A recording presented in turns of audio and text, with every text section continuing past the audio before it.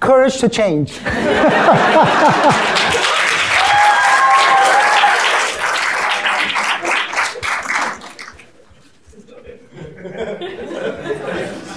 Change is the only constant, some Greek philosopher tells us. But why would anyone in their right mind willingly look to change? Do something they haven't done before. Do something they're afraid. If you look at human faces, or non-human faces, it's easy for us to pick those who show the emotion of fear. Why? Because we've all been there, we've felt it. For me to feel fear, all I need to think about, mind you, I don't even need to do it, just think about standing in front of you to speak. My heart races, my palms sweat, I even forget my own name. That's why it was written up there.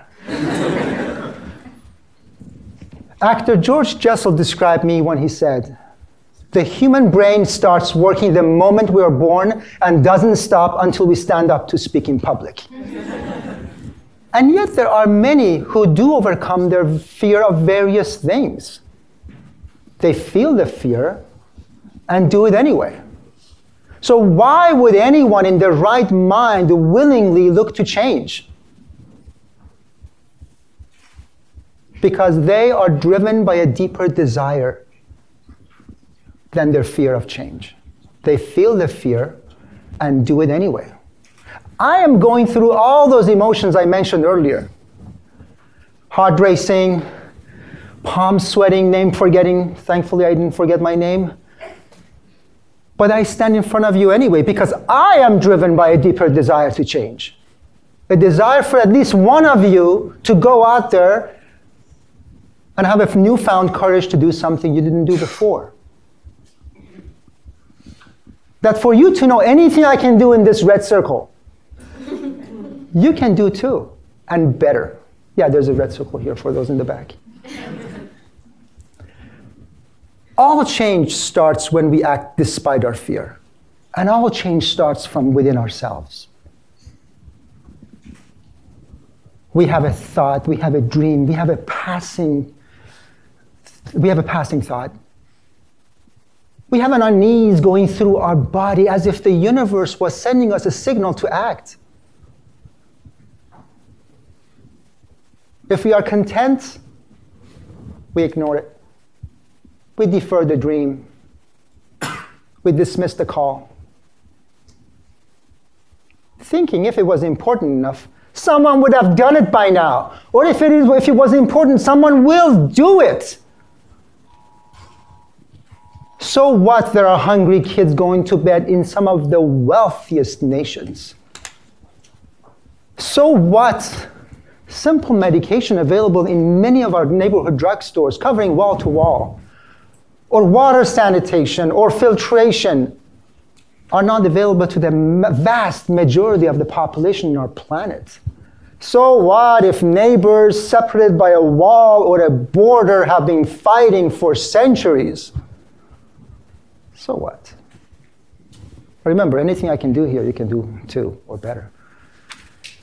But if we are courageous and irrational, if we have the dream, if we sit up a little straighter, if we feel the fear and do it anyway, if in the words of Les Brown, we are hungry, if we feel it and just do it, then watch out.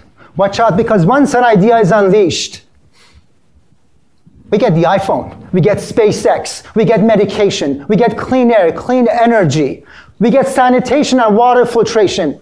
And while we're on a roll, we get prosperity and peace and cooperation in the Middle East. Why not? You have to throw that in there somewhere. After all, as leaders, we have tremendous impacts on other people's lives. We have the power to help and heal, to imagine and innovate, to practice compassion and kindness over rightness and righteousness. So that's the why, but how do we do it? How do we do it?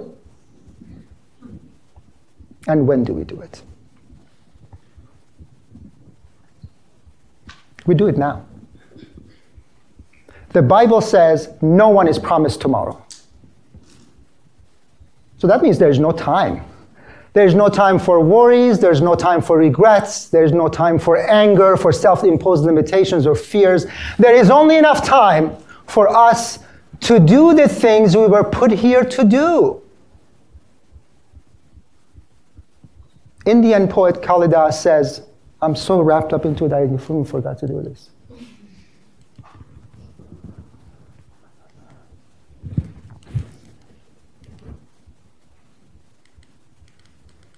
Never mind. Sorry.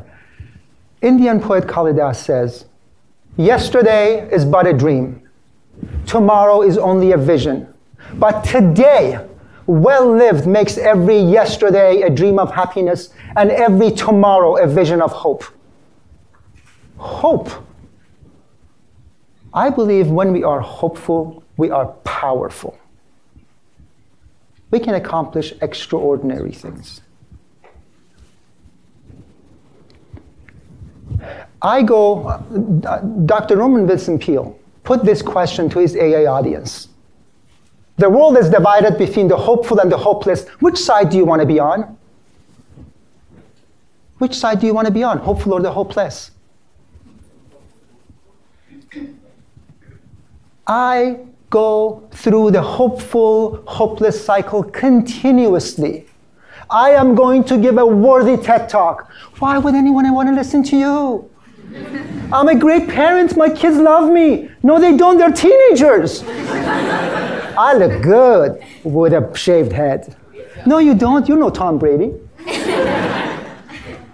But I tell you this, it is so much better to make decisions when we are hopeful and positive and on the top. When we are patient with ourselves and our loved ones, giving ourselves and them enough opportunities to do the right things right. So how do we do it? How do we do it? Just do it. Just do it. Let me see if I might find my way here.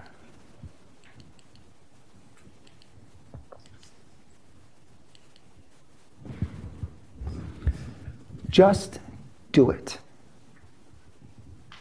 And when you don't know what to do, do what you know. When we don't know what to do, we do what we know. Let's use one of the amazing human faculties, our imagination, and look for an excuse to get started. For me, it was the number 9. Why not? It's an excuse, right? I got to this country of ours in a year ending in number 9. I got my bachelor's degree in a year ending in number 9. I got married in a year ending in number 9. So it was obvious that the MBA degree I wanted to get would be in a year ending in number 9. Awesome. So I did what any architect or a screenwriter or a designer would do. I used the human faculty of imagination. I transported myself to the future through journaling, meditation. I saw it, felt it, tasted it. Then I came back to the present and I put it into action. I did what I had to do. Winston Churchill says, it is not enough that we do our best. Sometimes we have to do what is required. And when we make that conscious decision to act, to get over our fear, to get out of our own skin, the universe throws in things in front of us, as if testing our resolve. When we started our MBA journey, they warned us. They warned us that during the journey, we would change jobs, we would get fired, we would get laid off. We did. They said we will get engaged, married, divorced. We did. Not all in the same person. They said we'll have babies. We did. They said we'll lose loved ones. We did. All obstacles thrown in to test our resolve. If something major has come your way, congratulations. The universe is testing you to see if you're serious. For me, it was my personality, my job, my personal limitations. But once I got over it, the Quran says, no soul is burdened beyond this capacity. You can do it. You can move on.